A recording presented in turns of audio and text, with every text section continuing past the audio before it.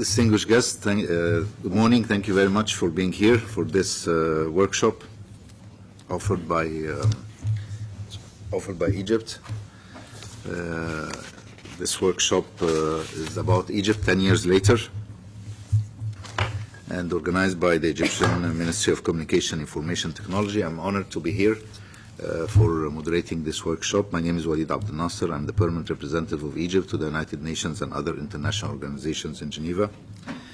And in this workshop, the Ministry of Communication, Information Technology will present the national country report about the progress towards the achievement of the WSIS action lines. We will have,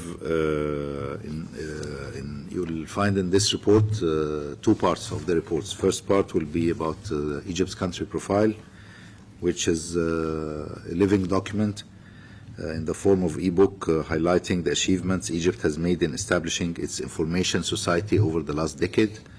And the second part will include an analytical report under the title Egypt, a Decade of Achievements. This would highlight the important milestones, discussing the challenges and the opportunities, as well as offers a glimpse of efforts in progress. In the last decade, Egypt has witnessed major transformation at the technology level, as well as socioeconomic and political levels, as you all know, particularly since January 2011 revolution and then June 30th, 2013 revolution. During the workshop, national experts will emphasize different aspects of infrastructure development, e-content and linguistic diversity, as well as ethics and international cooperation with view of future plans. The workshop will have a number of distinguished experts from the Ministry of Communication and Information Technology of Egypt, as well as from the international organization. We are honored to have a guest speaker from UNESCO. It will take a form of interactive and non-classical framework that would allow for questions and exchange of ideas, and maybe for the audience to get more aware of the what's going on and what has been going on and what's planned in Egypt in this very important sector and pivotal sector for Egyptian development. We have also with us the Dr. Yovan, who is the founding director of the Diplo Foundation, as one of the panelists.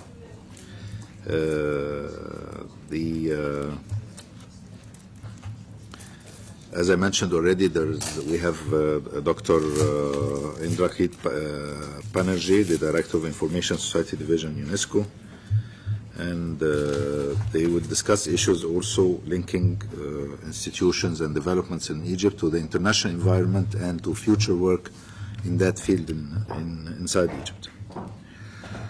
We will have the opening remarks on this matter by our very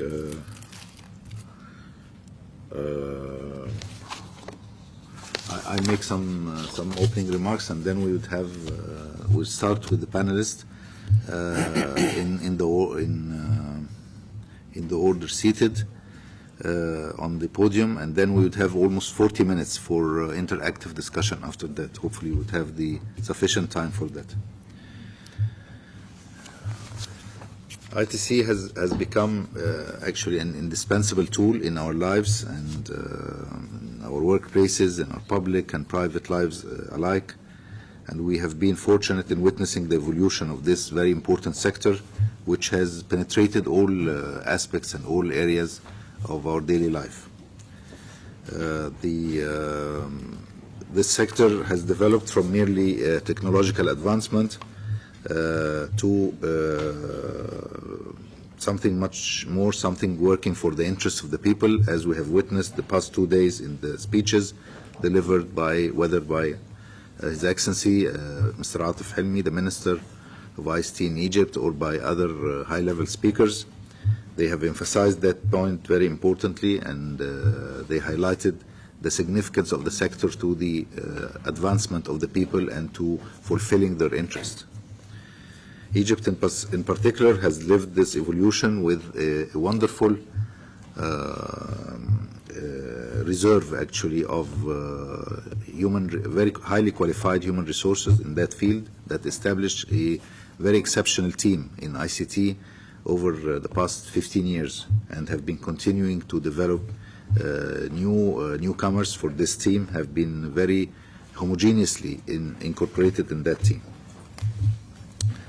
There have been several phases of development of Egypt in this sector, and our workshop today will go through this journey of Egypt in telecom and the IT sector development. This development is fully owned by Egyptians, but has also taken place in cooperation with a number of international actors, including, of course, and with great support from ITU in different relevant sectors. In his closing ceremony yesterday, last evening actually, His Excellency Mr. Atif Helmi, the Minister of ICT of Egypt, highlighted a number of elements as key priorities for the ICT to enable the achievement of inclusive development, including accessibility to ICT for all, support of SMEs, focus on multilingualism, multiculturalism, enhancing e-commerce, and encouraging innovation, especially among the youth.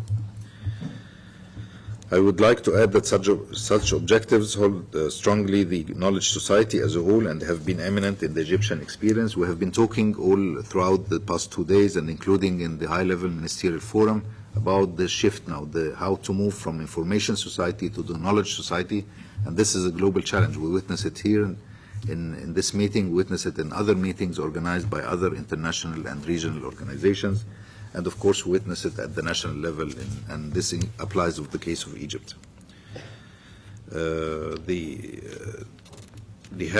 fact that the ICT have offered unprecedented digital opportunities that cater to local needs and sensitivities made it much more relevant to everyday life of each one, and made us also more unified at the global level. I believe that Egypt has been working very seriously with such a wonderful team, which I referred to earlier, at the ICT sector for years, towards achieving this move from the information society to the knowledge society. And this applies to other aspects of life, to the knowledge politics, to the knowledge economy as well. And our panel today will shed some lights on such achievements as well as about plans for the future. We would be also celebrating today issuing of Egypt's country report and country profile. This would demonstrate progress achieved and document different experiences in the digital society establishment. If you allow me now, we'll start with the first speaker on this panel, Ms. Nermeen Al-Saadani, and we all witnessed her yesterday getting a medal from the Secretary General of ITU, Dr. Toure, and which is well deserved. And she has been for several years now Director General of International Relations at the Ministry of Communication, Information Technology, and she will give us an overview on how did Egypt contribute actually to the WASIS process. I ask Mr. Nermeen Al-Saadani to take the floor now. Thank you so much, Ambassador Walid. Good morning, everyone. Good morning, ladies and gentlemen. It's a great pleasure actually to be here today and witness the success that we are now documenting in the country report of Egypt. In my remarks, I will just highlight the beauty of the WSIS for Egypt, because the Ministry of Communications and Information Technology has been established in 1999. The WSIS started its preparatory phase maybe in 2001. This means that we have been keeping a very close eye on the discussion that is taking place at the different WSIS platforms, and we were trying then to establish or start our ICT strategy in Egypt. So the WSIS for us is a very passionate anchor that we have been depending upon throughout the years. Now, after almost 10 years, we look back and we see how we benefit and how we were able to benefit our community and economies, not only on the national level, but as well on the regional level, both on the Arab and the African. Egypt has been very active on both platforms at the very beginning. We've been able to host and participate in the different regional workshops, with the African countries as well as the Arab countries, and try to shape and discuss and exchange experiences and views on how best we can benefit from the different discussions on the action lines, and what could suit our community and culture and tradition, and what can we help other countries and regions as well to understand our cultures and traditions when it comes, for instance, on ethical dimensions and security and so on and so forth. Ever since then, Egypt has been very active on the international level. We've been almost there in all WSIS forums that has been held here at the ITU. Almost every year we had a workshop or participated in multiple of discussions. And now I'm very happy and proud to be able to document this in this country report that we're launching with you today. The country report is collaboration, actually, of not only the effort of the government of Egypt, it's the representation of how Egypt really depends on the multi-stakeholder partnership, because ever since our establishment as well, it has been a concept that we have adopted, and this report has been a compilation and a reflection as well from more than 60 entities that we have been corresponding and discussing how best we can reflect the achievement that we've done throughout the years. We have received more than 400 replies from the different entities, NGOs, civil society, academia, multinationals, private sector of all entities, as well as some government agencies and ministries as well. And the report is classified or divided into two parts, in fact. The book that you are having now in front of you, as well as the flash memory, the small flash memory attached to it, that represents the applications or the projects that are implemented throughout the 10 years. And it's a very comprehensive one. I'm sure my colleagues will be able to dig into some of the aspects and the action lines that we thought could be of interest for our discussion today. And I hope you will find the book later and the e-book as well as interesting as our discussion. I will not take longer because I would prefer to start the discussion on the content, and I thank you so much for your attention. Thank you. I thank very much Ms. Naveen Saadani for her overview presentation, and I would like now to introduce Ms. Naveen Tawfiq. She's the Head of Research Studies and Policies, IR Division at the Ministry of Communication, Information Technology of Egypt, and she will give us an overview of the country report Egypt in 10 years. Ms. Naveen, you have the floor, please.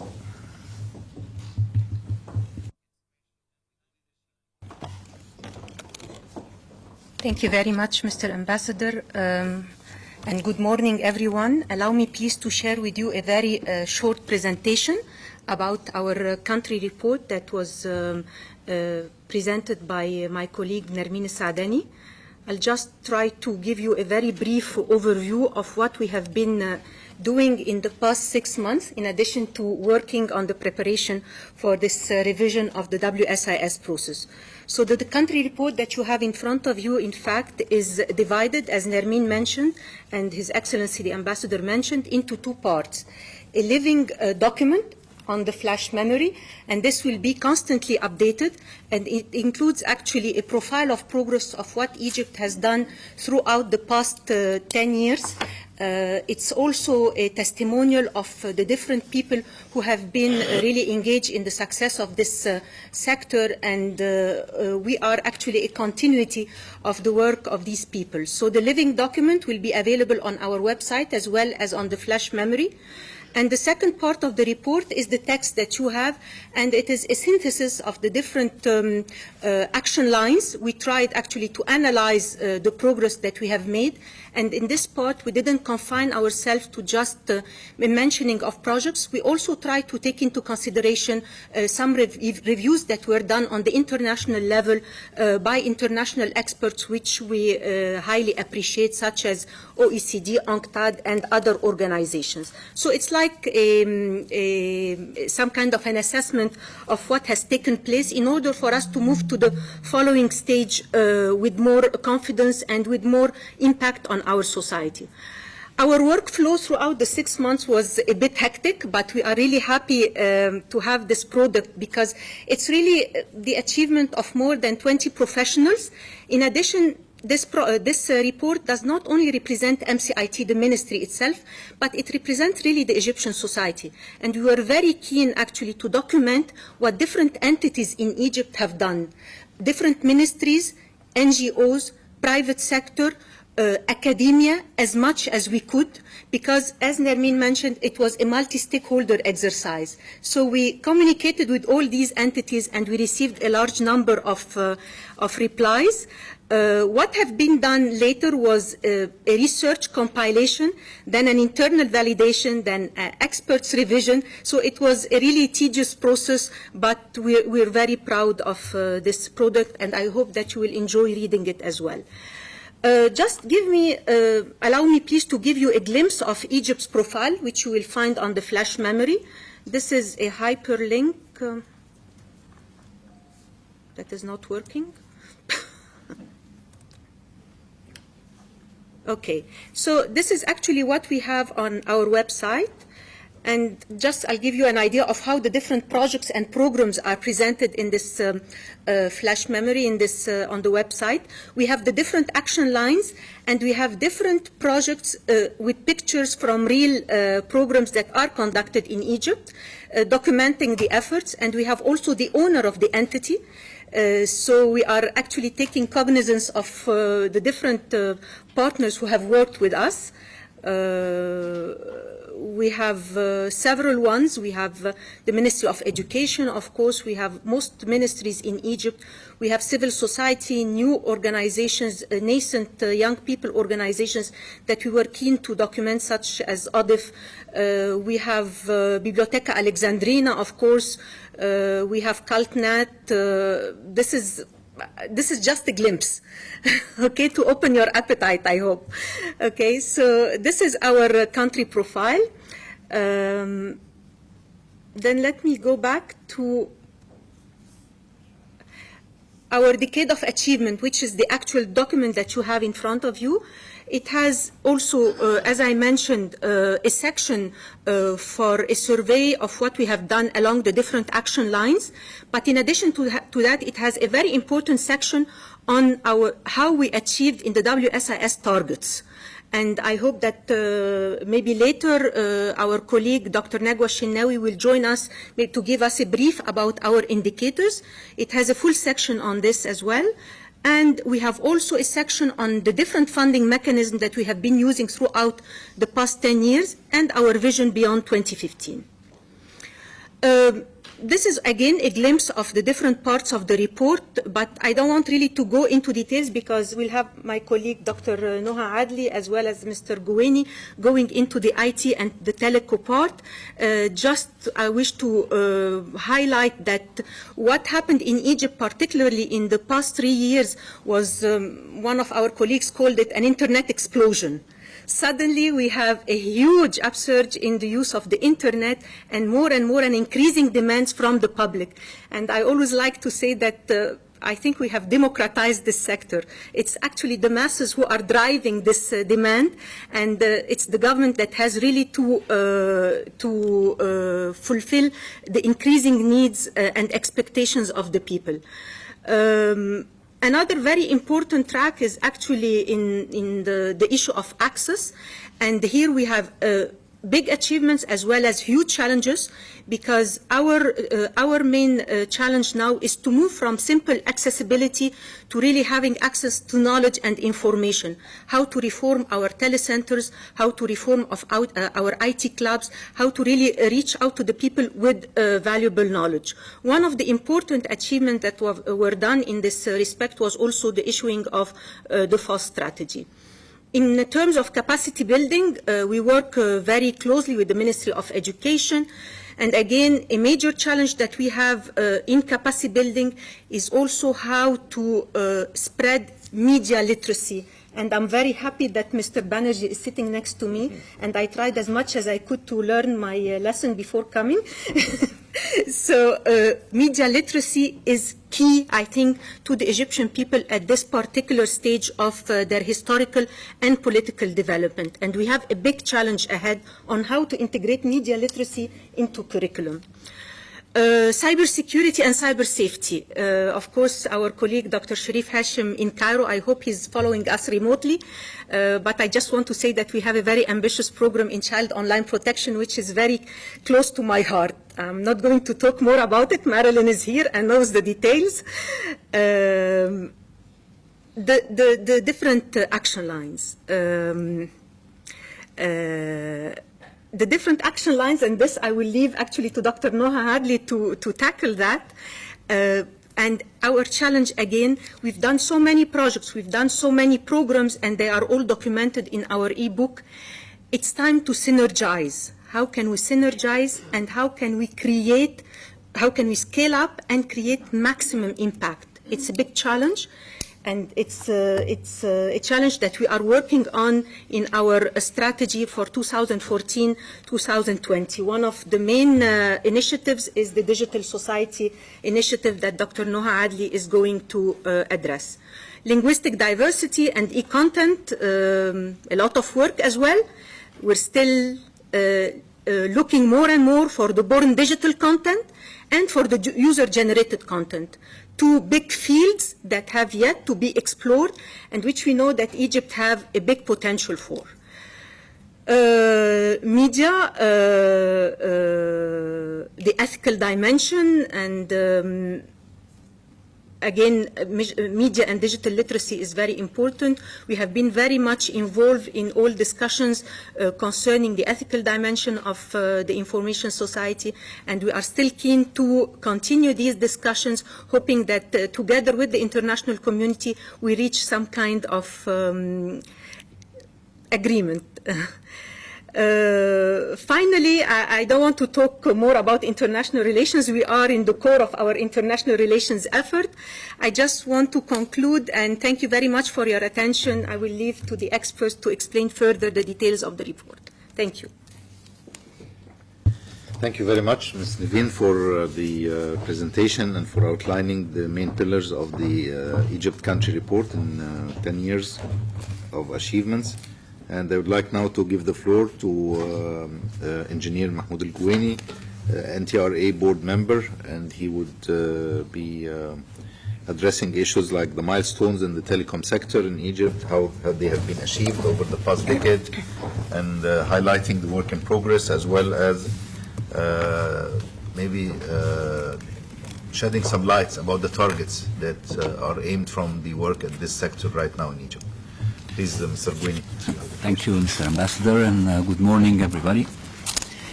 The internet explosion, as Ms. Naveen said, that occurred in Egypt following the January 2011 revolution put the telecom sector under close scrutiny by the citizenry and presents the government with unprecedented demands as well as new opportunities. It could be said that Egyptian experiences from ICTs requires the formulation of a new approach to telecom development in Egypt. Vital to any such development, of course, is solid infrastructure. The government has worked to consolidate ICT infrastructure in Egypt in cooperation with stakeholders from all relevant sectors. The steps taken reflect to a large extent principal areas of focus of the WSIS, including fostering government policies to support and enabling a competitive environment for ICT, adopting universal access policies and strategies, providing and improving ICT connectivity in public institutions, developing and strengthening ICT backbones and broadband infrastructure. Over the last 10 years, Egypt's efforts to develop policy in support of an enabling and competitive environment for ICT have been numerous.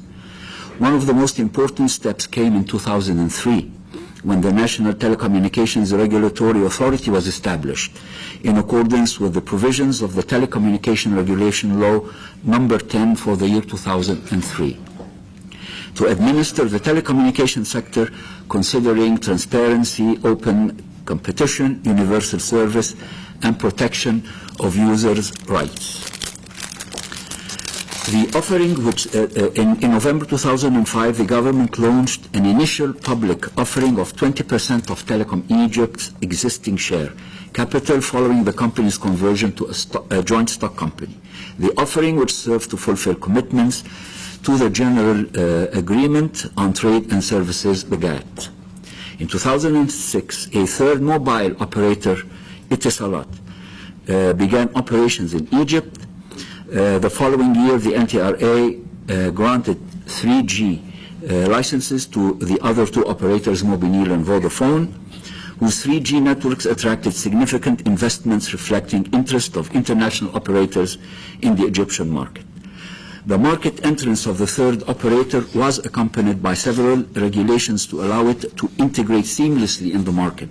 These regulations were mobile number portability and introduction of the regulation for infrastructure sharing.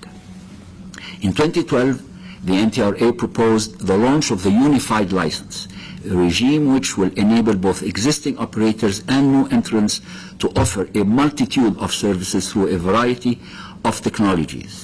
This regime will place all operators in an equal footing, eliminate any market distortions resulting from historical monopolies. The government has also sought to support the ICT market and attract investment through the creation of technology parks. Efforts in this regard include the establishment of Smart Villages Company in the year 2000 as a public-private partnership. In January 2002, MCIT is the Ministry of Communication and Information Technology, launched the Free Internet Initiative, providing Internet access charged at the same rate as local 4 calls. In April 2002, the same year, shortly after the launch of the Free Internet, the regulator introduced local loop unbundling and allowed ISPs to share the local loop with Telecom Egypt to provide broadband internet services using the asymmetric digital subscriber line ADSL. The Universal Service Fund, established in March of 2005, has also played an important role in closing gaps in ICT access between different areas of the country. The Universal Service Fund was established by the National Telecom Regulatory Authority within the framework of the Egyptian Information Society Initiative, with an initial budget then of £50 million. As the main source of public services in Egypt, the government has made concerted efforts to integrate ICTs in its work process in order to improve the efficiency, quality, and delivery of its service offerings. MCIT, in accordance with the Ministry of State for Administrative Development, has worked to transform the public service sector by installing, maintaining, and developing ICT infrastructure in a range of public institutions. Key initiatives to integrate ICT's education include Egyptian Education Initiative, established to reform Egypt's education system as a whole. The government is in the process of establishing a cloud to enhance ICT efficiency in the government apparatus and facilitate the storage, management, and analysis of information. The cloud will provide computing, processing power, storage facilities, network bandwidth, and access to software, and promote software development and the use of testing, security, and identity verification measures. And Ministry of Communication, Information Technology in 2012 launched the EMIS National Broadband Plan to increase broadband internet penetration in Egypt and promote the development of a digital society. The multi-dimensional plan has the key strategic objectives of positioning Egypt as a front-runner in digital communication, stimulating economic growth, social cohesion, and job creation.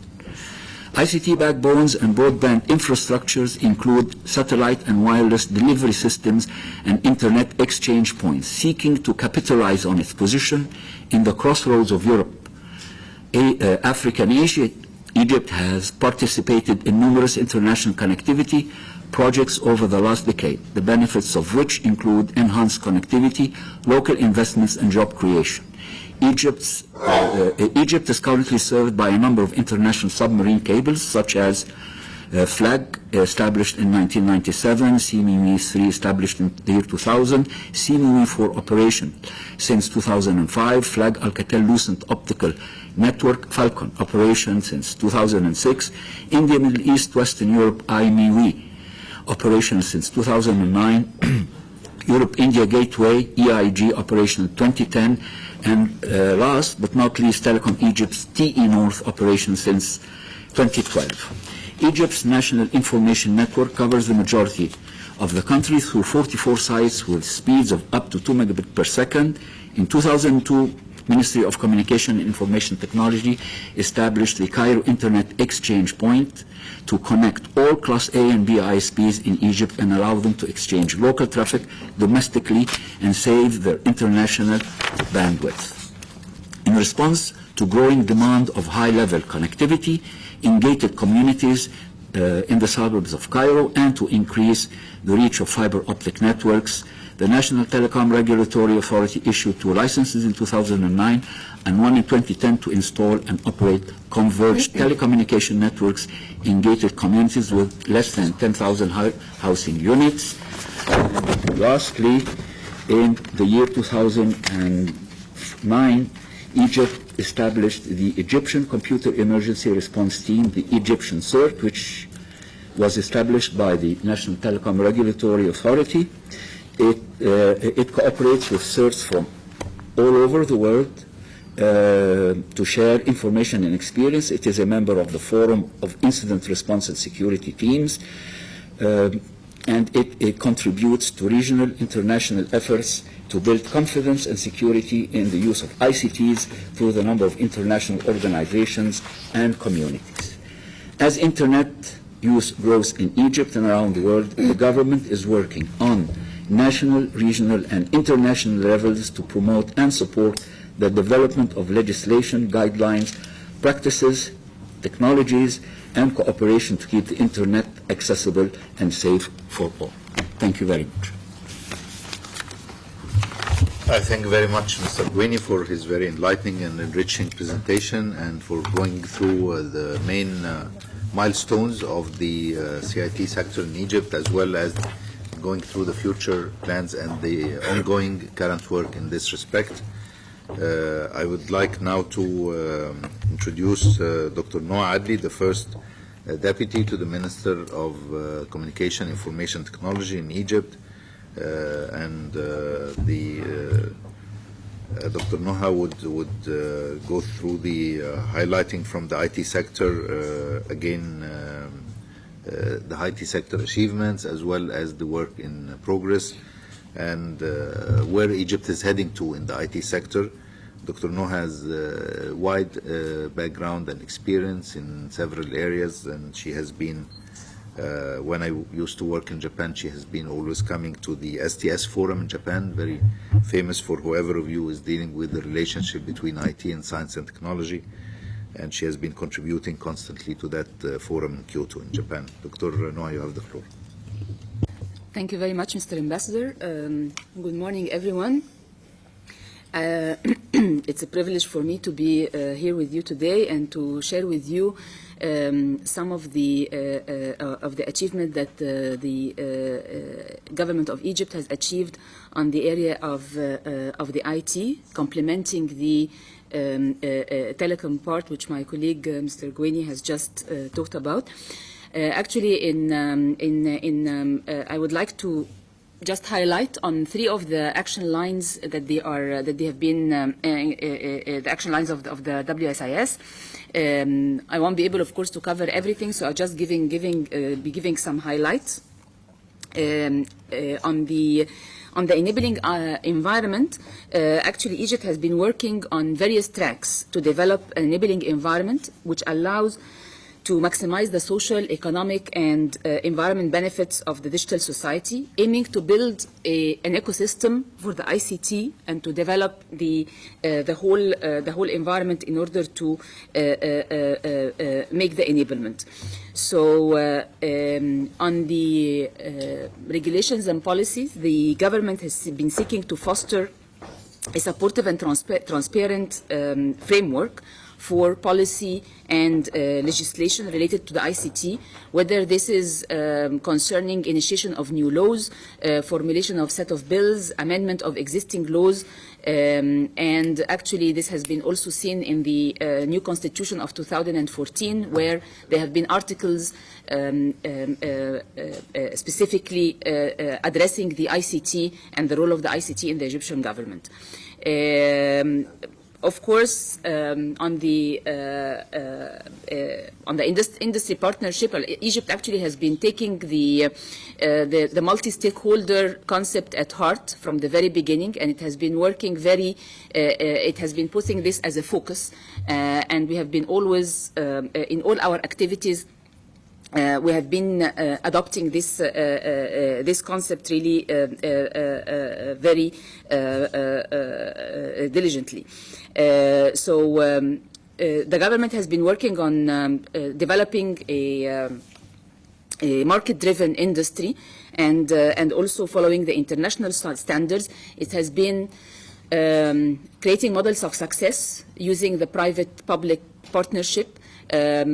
Most of the projects, if not more than, if not 100% of the projects that they are listed in the living document, that you'll see that they are dependent basically on public and private partnership, and they have been creating model of success, and partnership has been a foundation in all the activities of the government.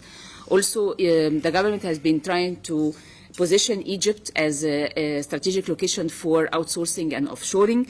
And when it comes to SMEs, the government has been working on significant efforts in order to allow the SMEs to maximize their potential and to create new job opportunities, to increase their share in the markets, and so on. And even it has created a national strategy for the SMEs in order to allow them to have access to loans, to increase their managerial capabilities, and to allow them to have technical consultations and international and regional exposure by taking them into roadshows and so on.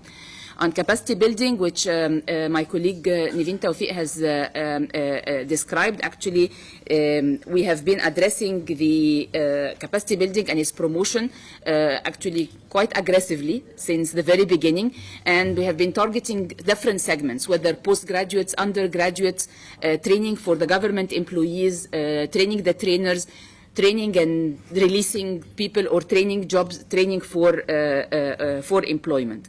Innovation is another area where we have been really quite active on, and we're trying to allowing entrepreneurs to fulfill their unlimited and untapped potential. We have been supporting the startups, also allowing them to develop their business skills, to develop their managerial efficiency, and also to attract multinational companies in order to invest in the entrepreneur. And this has been crowned with the establishment of the Technology and Innovation Entrepreneur Center in September 2010 in order to drive the innovation and entrepreneurship in Egypt for the benefit of the national economy. We have never forgotten the academic collaboration. The collaboration with the universities has been a focal point, because this is the engine which is producing all the youth who are making our economy. So they have been including academia and in the courses in the academia curricula in order to train to the employment. We have integrated into 26 universities, and this has been done in a very close partnership with the industry. So there were more than 50 companies who have been allying with the government and with AMSI-IT in order to integrate the courses into the universities. And of course, the government has been working to provide appropriate incentives to investment and community development in the information society and attracting FDI.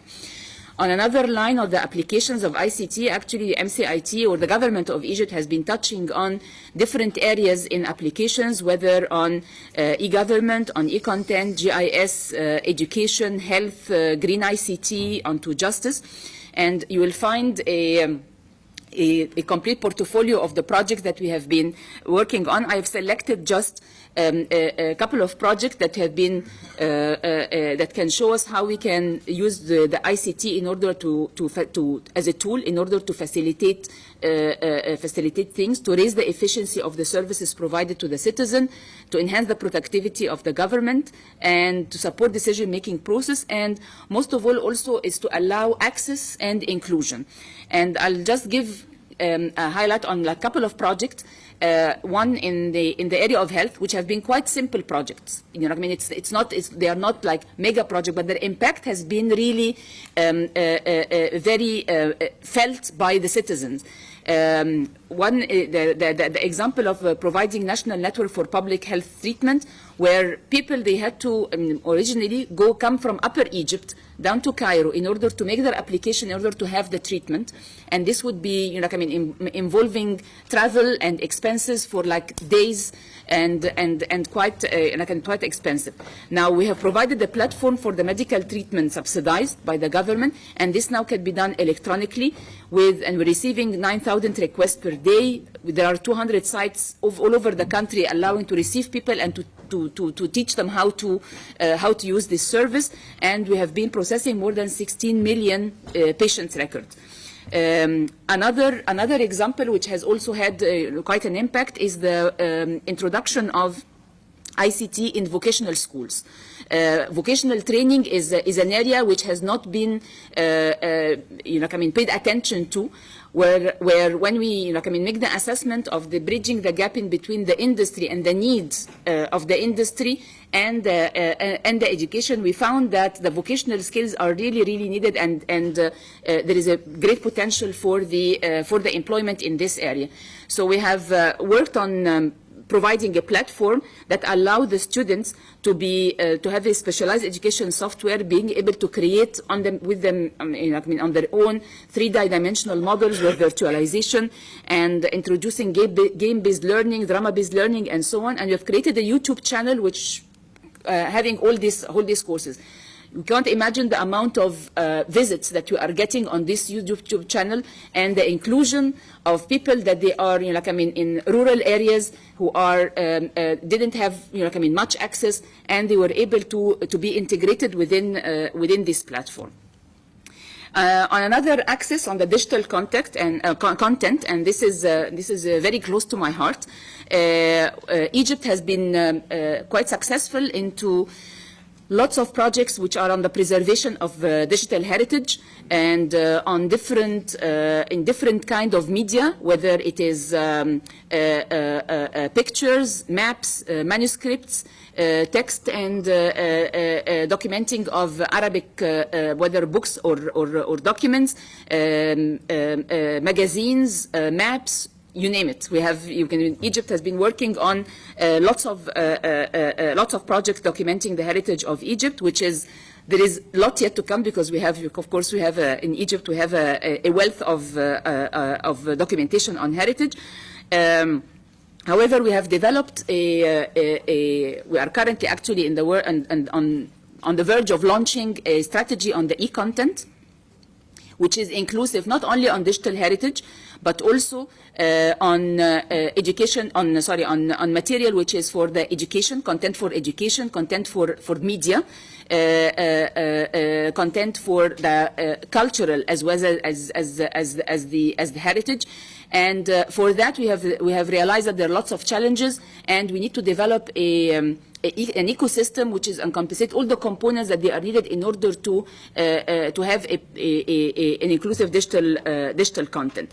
So all these activities actually they are summarized or included into our future vision for our strategy on the digital economy, where our vision can be summarized into achieving a digital economy through ICT to provide prosperity, freedom, and social equity for all. We have identified 3 main objectives, which is achieving the digital society through developing a national integrated digital platform, completely secure, to access knowledge and service using simple, affordable means with anywhere, anytime for all citizens. And the other objective is to support the ICT industry. The third objective is to position Egypt as and capitalizing on its geographical location and creating an international hub in Egypt. Now, all this is residing on 7 pillars. These 7 pillars, they are all embedded into the lines of the WSIS. So whether it's the infrastructure, the digital content, the electronic and design manufacturing, community development, ICT programs and initiatives, the cybersecurity, and the legislative framework. All those, they are working in synergy. And this is our vision for the 2020, is to have all these pillars working in synergy in order to achieve these 3 strategic objectives. I will stop here, and this gives just a glimpse, and I will have the floor to Mr. Ambassador. Thank you. Thank you very much, Dr. Noha. I think they will listen to a comprehensive insight about the linkage between the ICT sector and other sectors in the Egyptian society, including health, education, sustainable development in a very positive manner, as well as what's the program for the future in these interlinkages. Allow me now to introduce Dr. Nagwa Shenawi, Director of the Information Center, and Dr. Nagwa will address the indicators and what they are saying about Egypt of 2005 versus Egypt of 2014, and how Egypt is doing in terms of 11 targets in this respect, and whether these targets are doing justice to the achievements of Egypt or not. Dr. Shenawi, have the floor.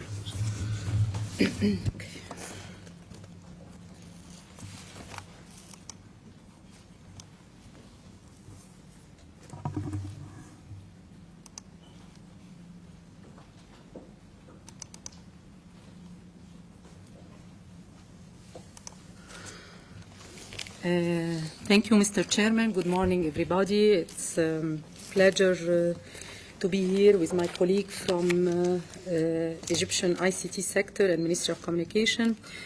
I'm going to cover the part of the statistics and the measurement of ICT in our country and what are the efforts done by Egypt in this important area. Let me start first by the quote that if we cannot measure, we will not manage at all. So the importance of having statistics and measurement in the ICT sector is very important for the policymaker in our country to make right decision and in the good time. Backing to measuring the wastes, I think that the important things for measuring the wastes target, it's the recommendation announced by the UN ECOSOC in the year 2008 to use the partnership measurement in order to really to see how we can achieve these targets.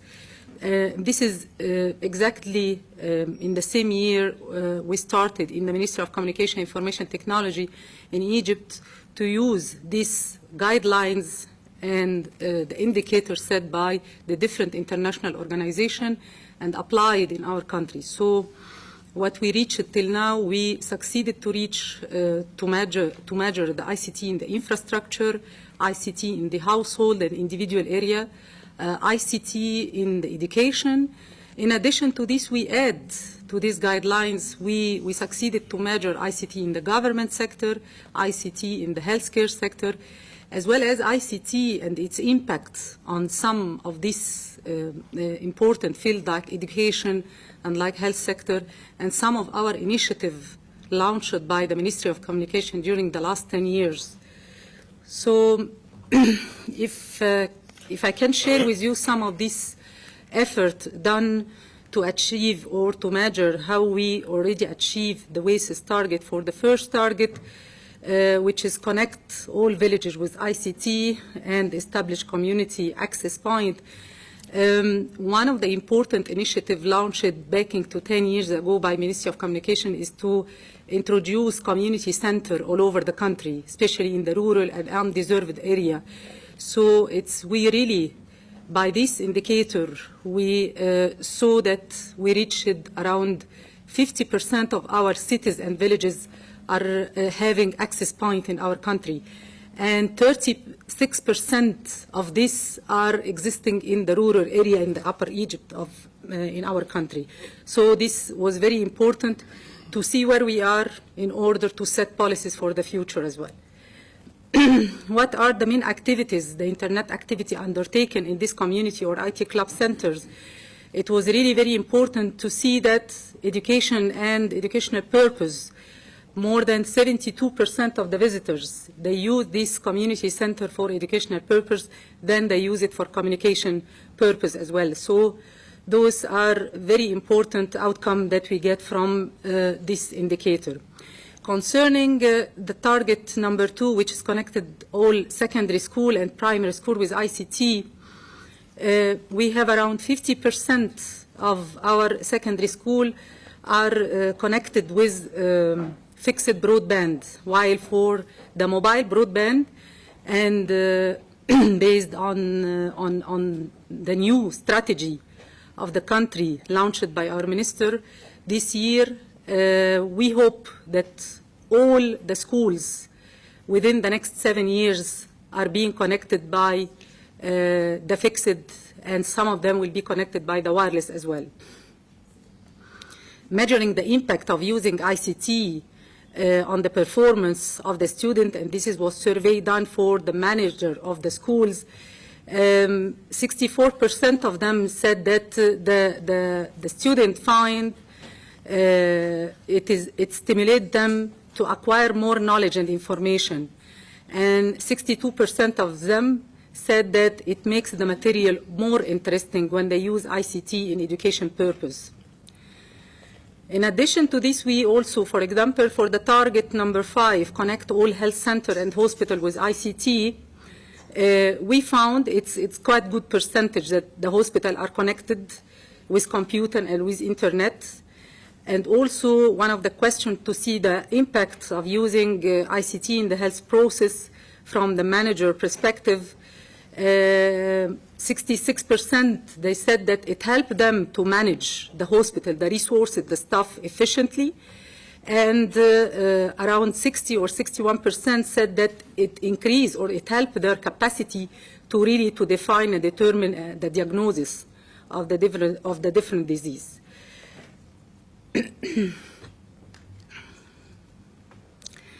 In addition to this, we have other indicators that we already started and continue to measure in the area of businesses in the different socio-economic sector in our countries, and what are the internet activities by the private sector.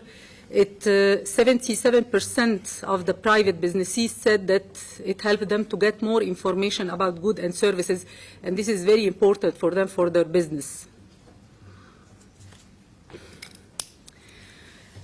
We also, one of the important things that we succeed to measure all these indicators from different perspectives, from gender perspective, from educational perspective, and from age group perspective as well.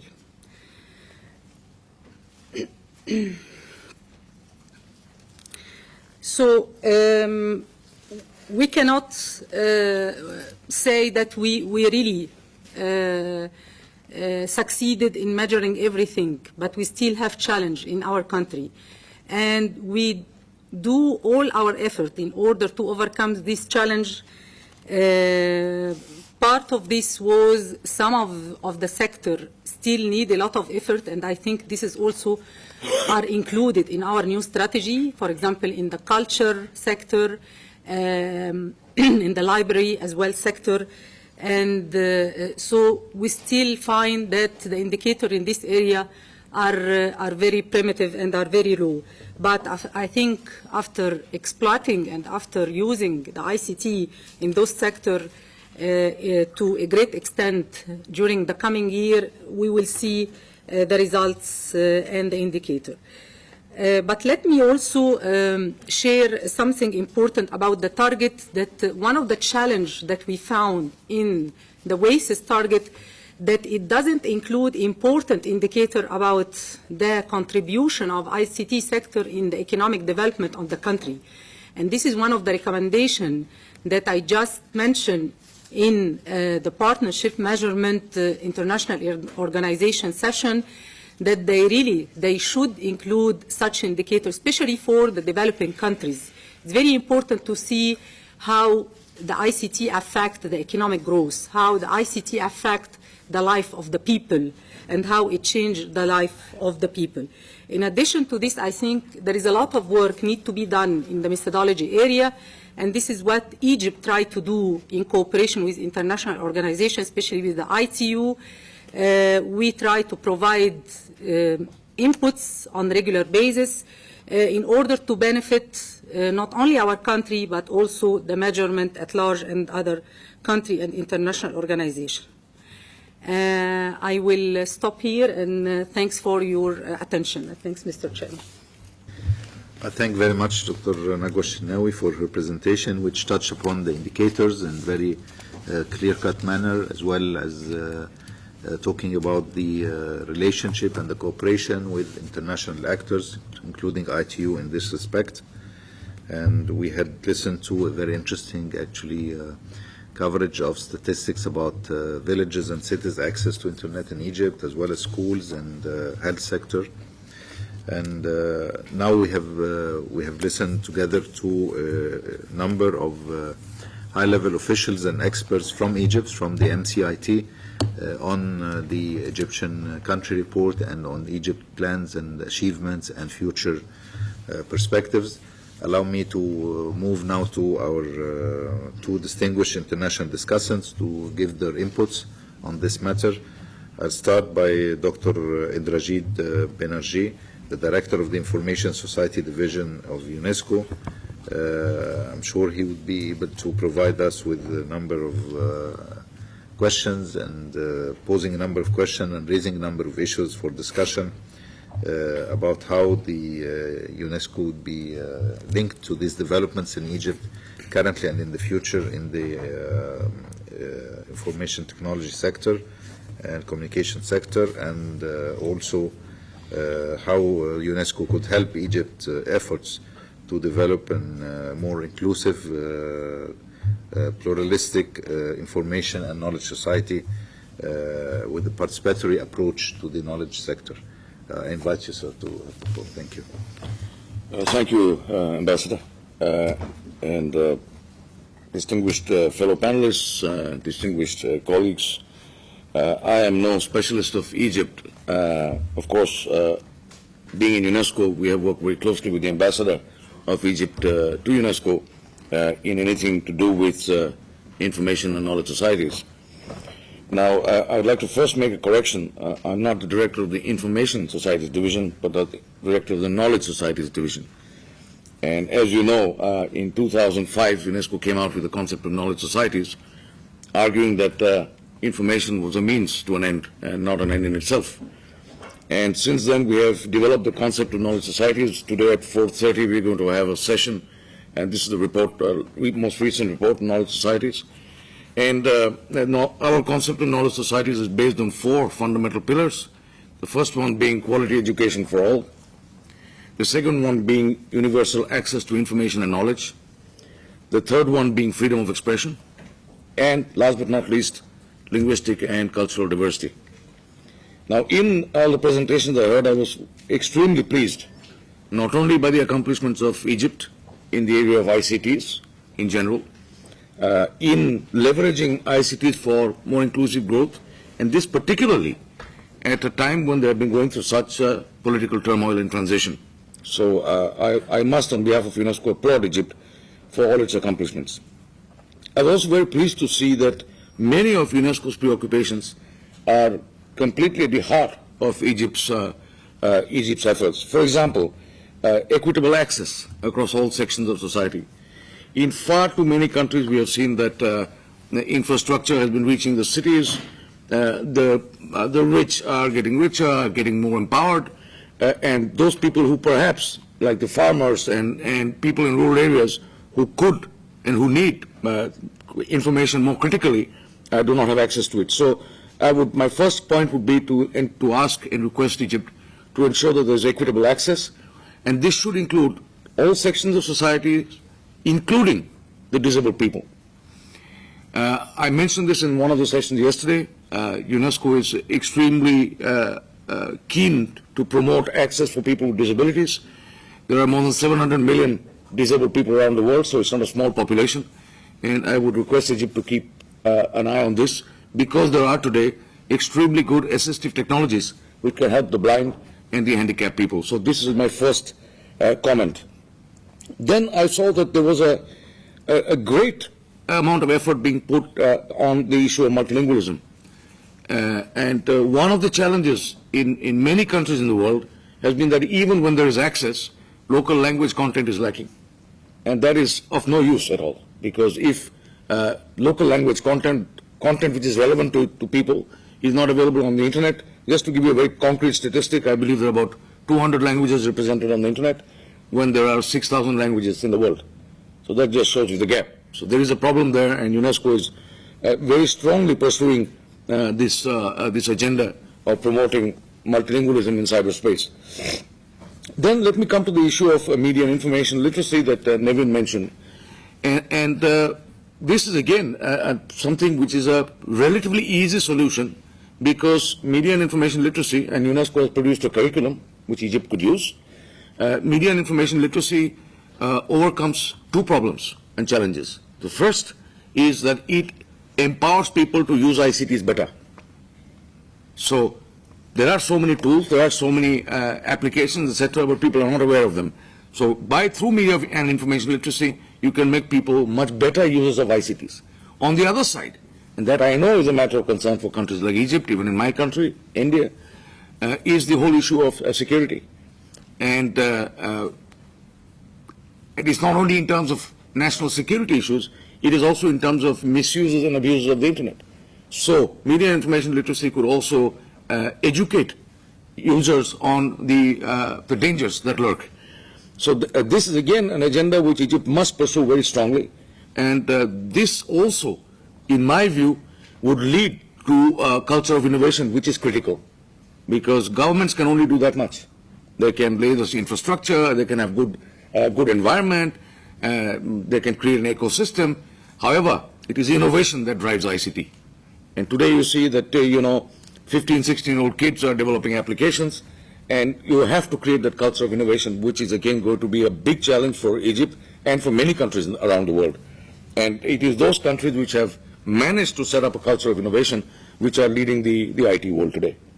So again, both in terms of creating a culture of innovation as well as in terms of economic growth, driving economic growth, this would be very, very critical to Egypt.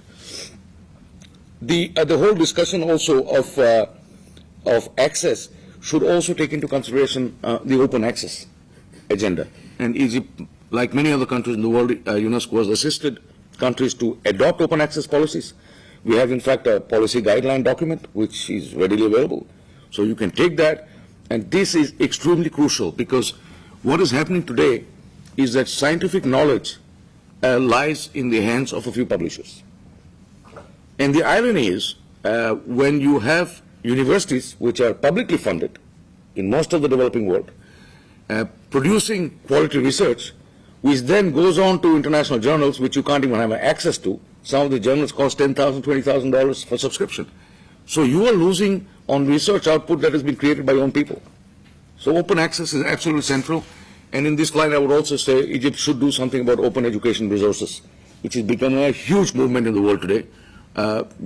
Educational resources are available, but when you have them under copyright regimes, it is difficult to use, to adopt locally, and so on. So this would be another brief comment I would make about Egypt's march towards the knowledge societies.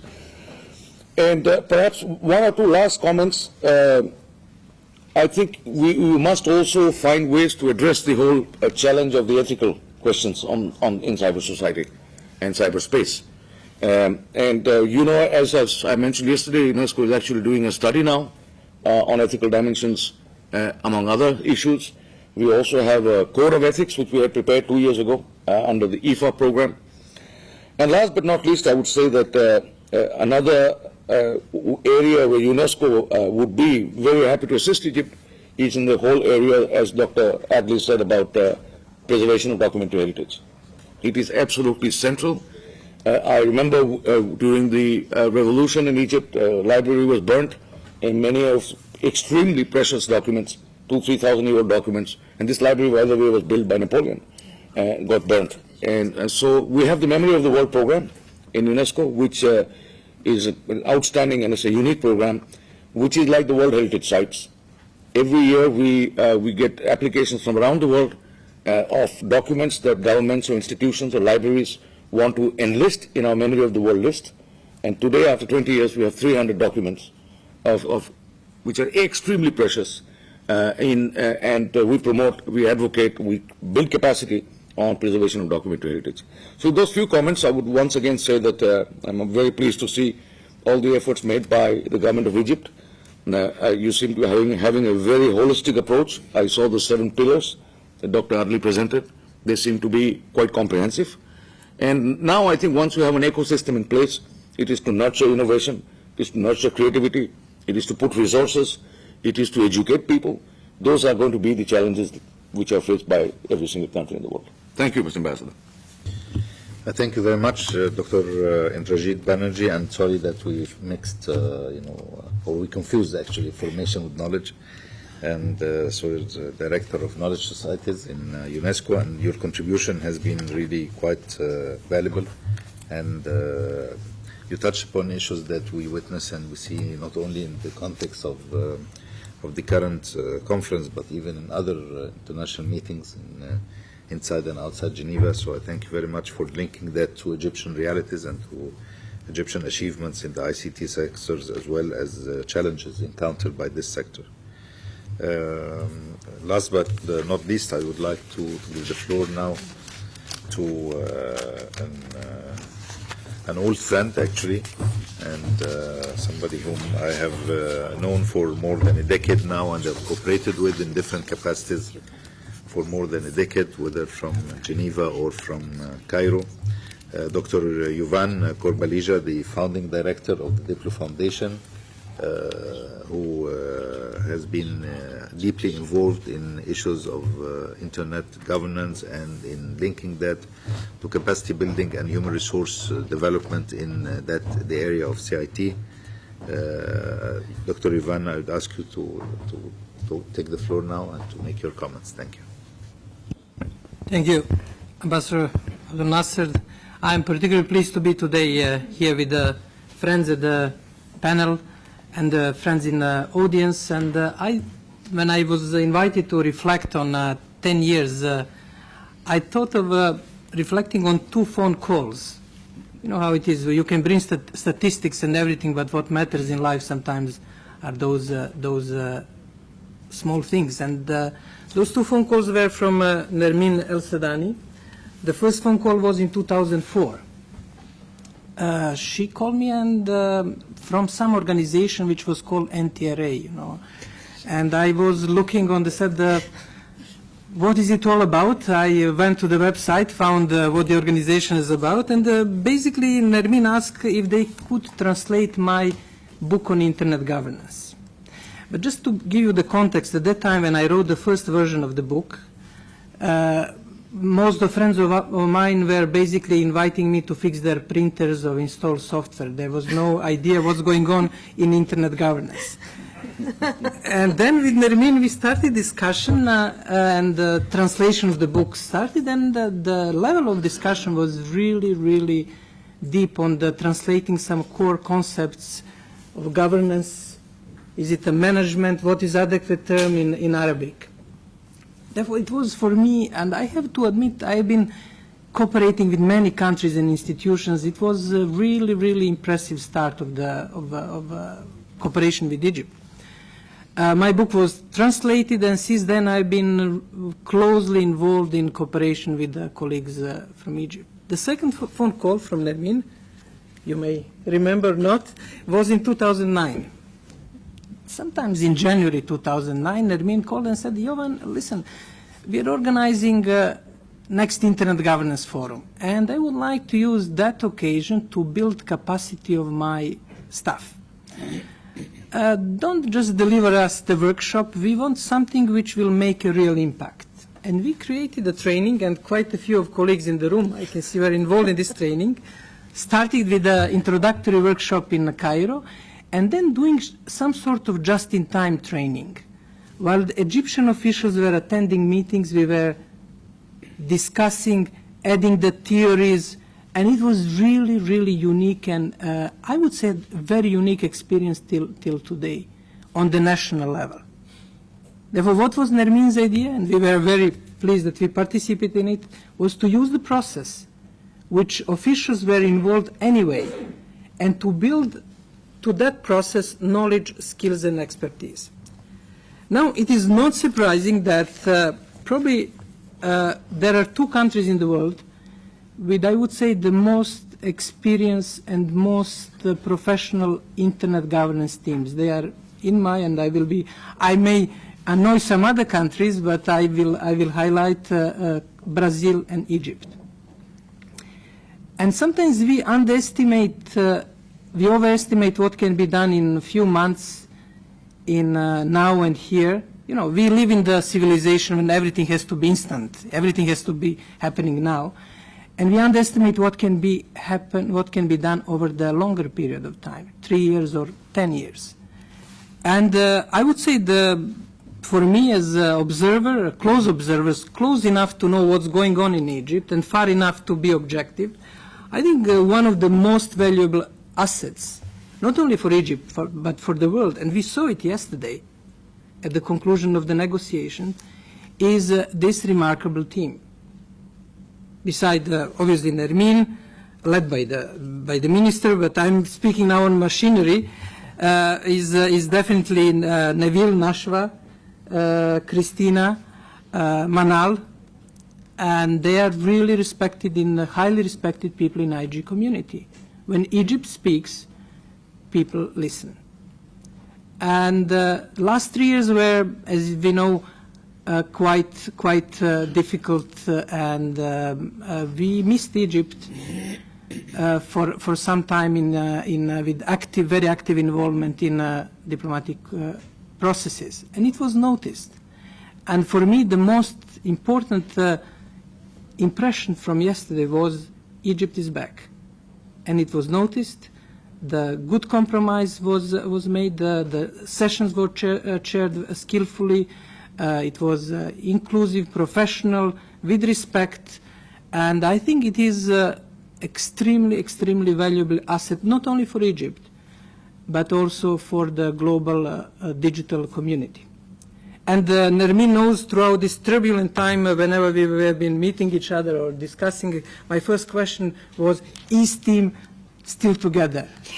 And that was for me the main news coming from Egypt, and I'm very happy to see that it is in the full energy, in the full motion, and that's the main comment which I would make as I can say person closely linked to Egypt professionally, personally. I'm a big fan of history.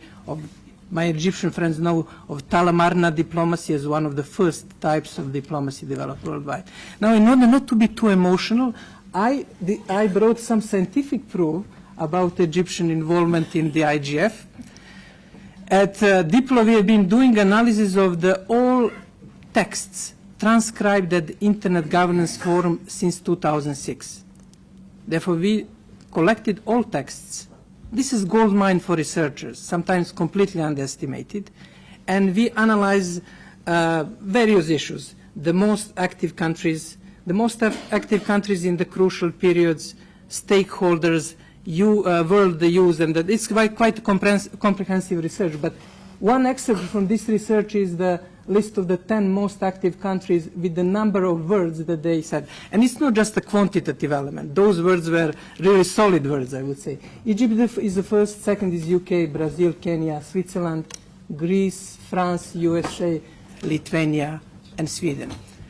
And with this scientific proof of my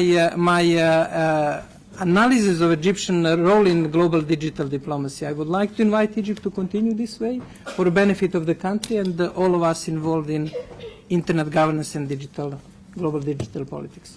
Thank you.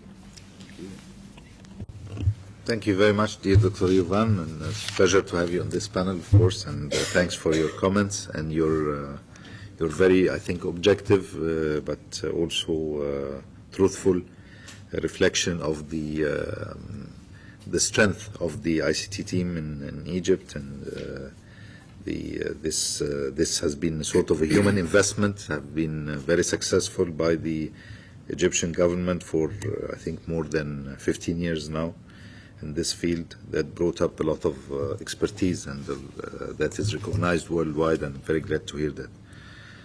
Now I think we came to the Dr. Yovan was the last speaker on the panel.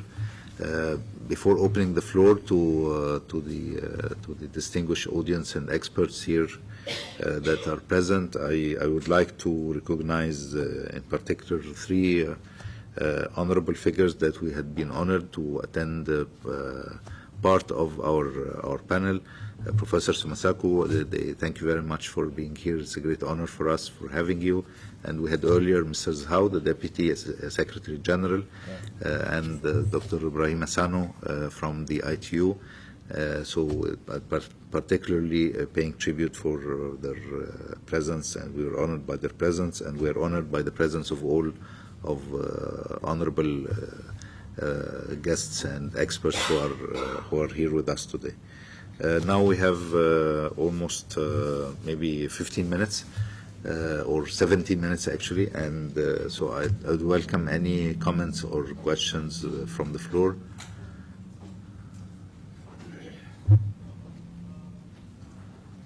Please, you have the floor. Yes. But kindly introduce yourself and your affiliation. Thank you. My name is Marilyn Cade. I am part of the industry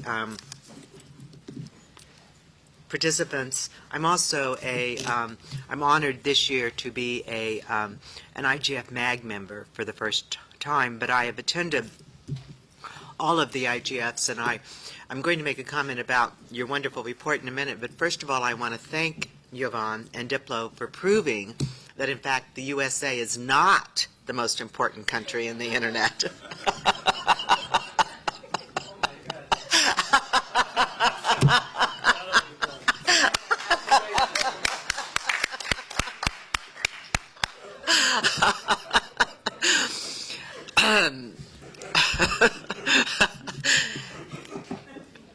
I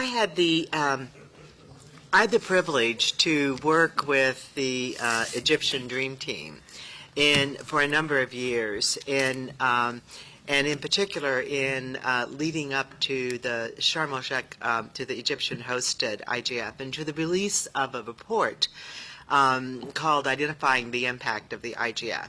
And one of the things that in partnership with the Diplo Foundation and with help from the host participants, one of the things we lacked at that time was measurement about what was really going on since 2005. And one of the things I really treasure about the country reports, and I think that they do not have nearly enough visibility, the country reports are the living proof that countries have not only embraced the words of WSIS, but they have practiced the goals and vision of WITSES and the action lines. And so the thing I would just say to Egypt is, not only is your report quite brilliant and beautiful, but it's also rich with information, and I would ask all of us to think about how do we do a better job of making creating the awareness about the value of the content that is in your action, in your country report, but also in other country reports, because I think this is a missed asset as I see it. I read all of the country reports, but I particularly want to compliment you on the depth of the report and of the progress and the approach you took to actually measuring. Thank you. Thank you very much for your words of praise for the Egyptian team and Dream Team, as you called, and for on behalf of my friend Yovan as well. I should thank him for it. Not about you. You have the floor, sir. Kindly just introduce the name and affiliation, please. Thank you. My name is Richard Hill. I want to echo what Marilyn said, but I'm not as smooth and as diplomatic as she is. I have to say I'm tremendously impressed. I knew you'd done a lot, but sitting here, I have almost fell off the chair, really, especially in light of the fact that, as we all know, unfortunately, you've had some considerable political turmoil over the past few years, and despite that, you've managed to make all these achievements. And when I look at some of the developed countries that have enjoyed peace and prosperity, we haven't done anywhere near as much, let's be honest.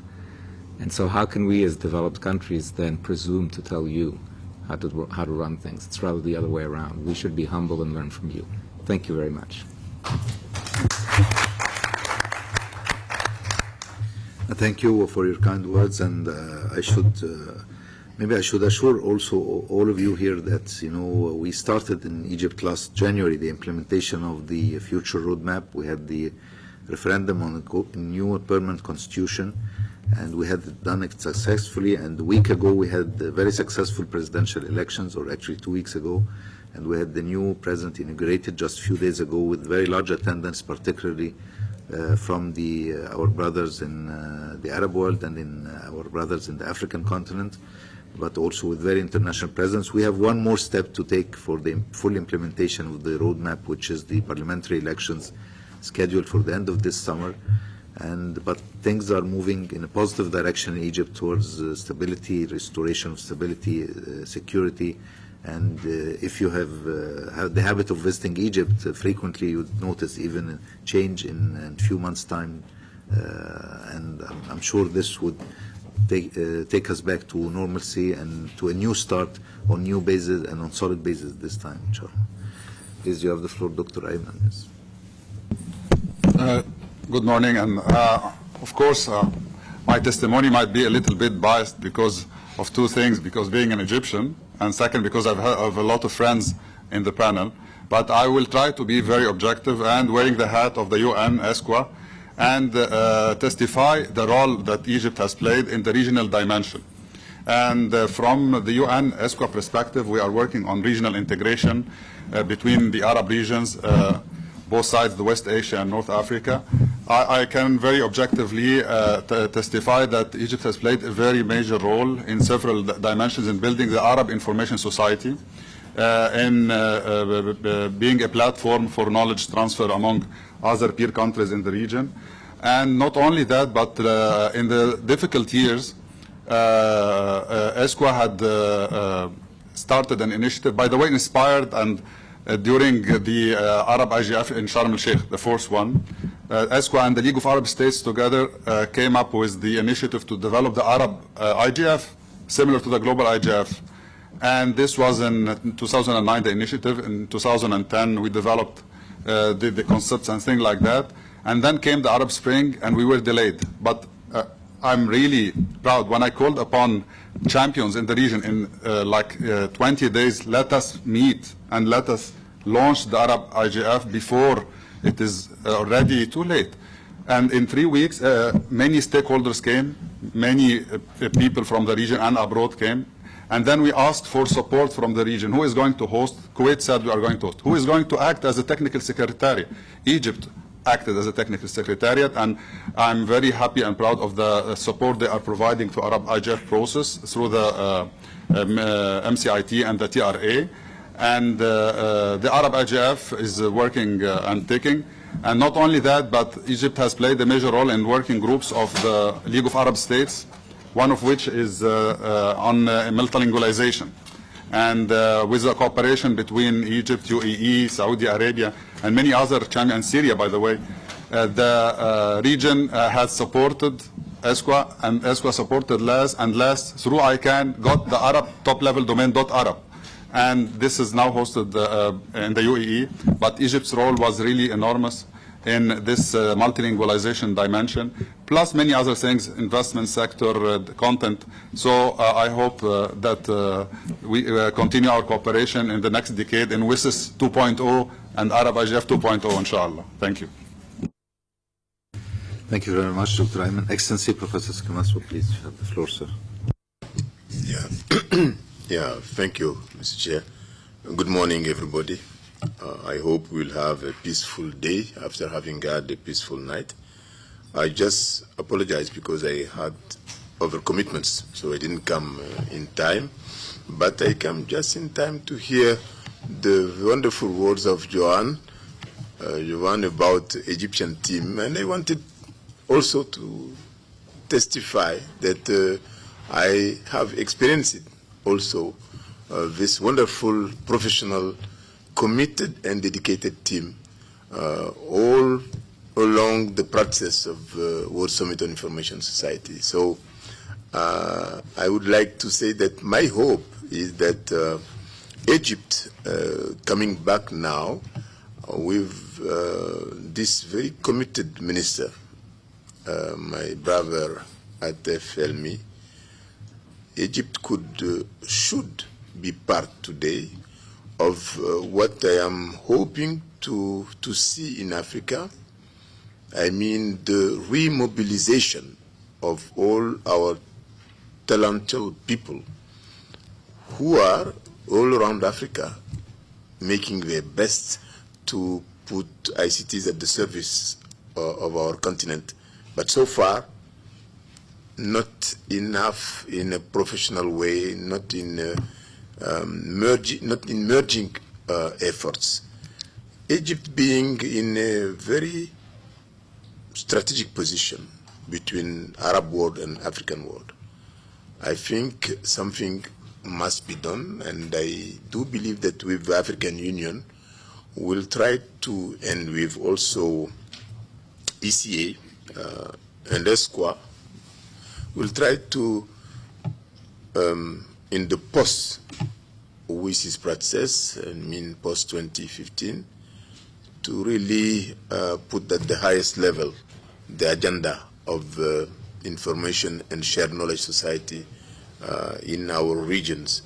So I wanted to thank you for your commitment, Nermin, Nevin, Nashwa, and all the rest of the team, and to say that I'm delighted to be with you, and I'm proud of what you are doing for African continent, for Arab world, and for humanity, because Egypt is bedrock of civilizations.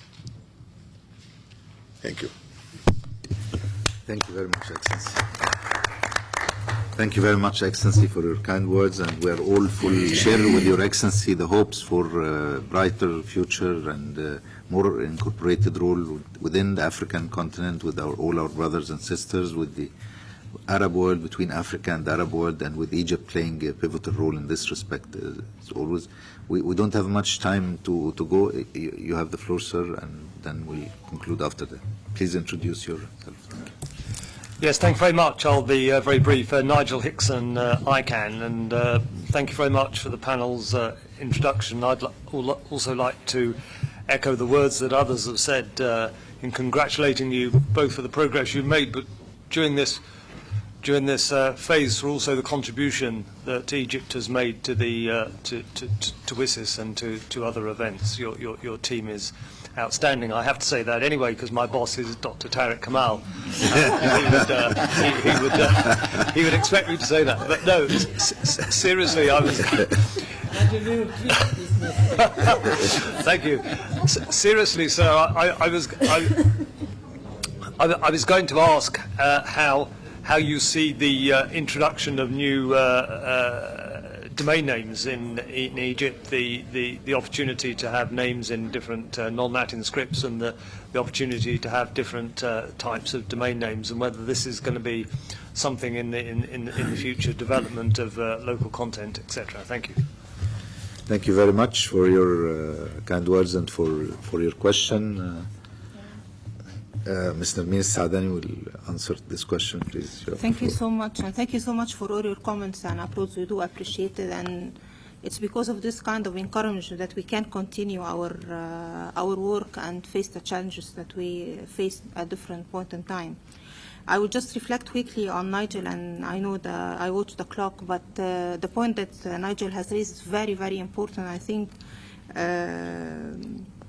it's not only important for Egypt, actually it's important for all developing nations, African and Arab as well, because, for instance, Egypt has been the first country who has established .Masr or the domain name in Arabic, for instance, but still we are lacking behind the marketing of such a domain name, so that we have actually websites that has this kind of address in Arabic, not in English. And I think part of some countries has done good. I think the United Arab Emirates has done better than us, for instance.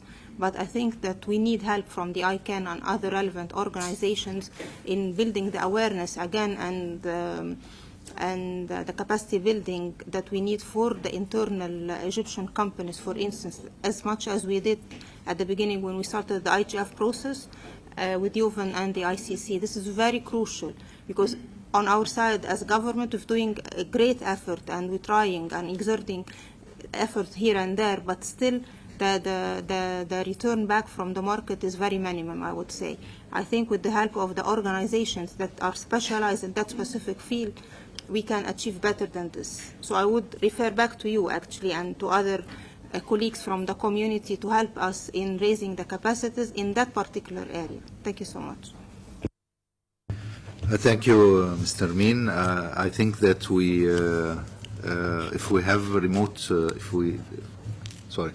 You have okay, you have the floor. Introduce yourself, please.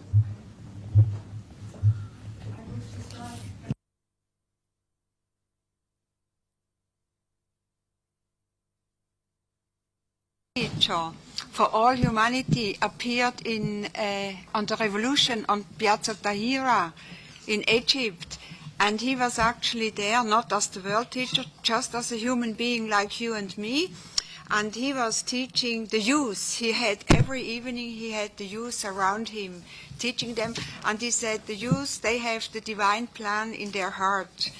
And I really am very happy because you have inaugurated the transformation of our world, you know. And the teacher is here, and if you like, you can have I have a paper. Thank you very much. Thank you very much. Thank you. I was honored that Professor Samasako already mentioned in his intervention that we have in Egypt being the bedrock of civilization, and we are honored in Egypt to continue to contribute to humanity and to learn from humanity as well. Well, I'm afraid that we came to the time limit of our workshop, and I thank very much all your excellencies and the distinguished guests here. It has been a great honor to have you, and wish you a successful day and successful meeting. Thank you very much.